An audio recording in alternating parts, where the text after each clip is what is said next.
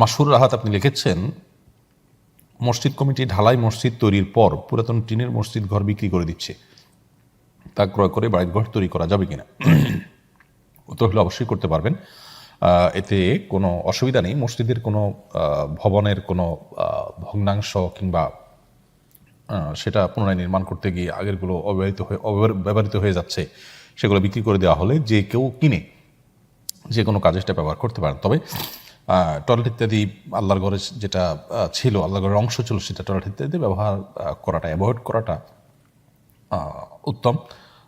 এটা আল্লাহর ঘরের প্রতি আদব এবং শিষ্টাচারের অংশ হিসাবে। এর বাইরে আপনি ঘরবাড়ি বানাতে পারেন, দোকানপাট বানাতে পারেন, এমন কোনো কথা নেই যে মসজিদের ভবনে ব্যবহৃত টিন ছিল, মসজিদে ভবনে ব্যবহৃত ইট ছিল, সেটা দিয়ে আমরা ঘরবাড়ি বানাতে পারবো না, এরকম কিছু না। টাকা দিয়ে কিনে নিয়ে মসজিদের ফান্ডে সে টাকা ঢুকে যাবে, আর আপনি সেই জিনিসটা আপনার প্রয়োজন মতো ব্যবহার করতে পারবেন।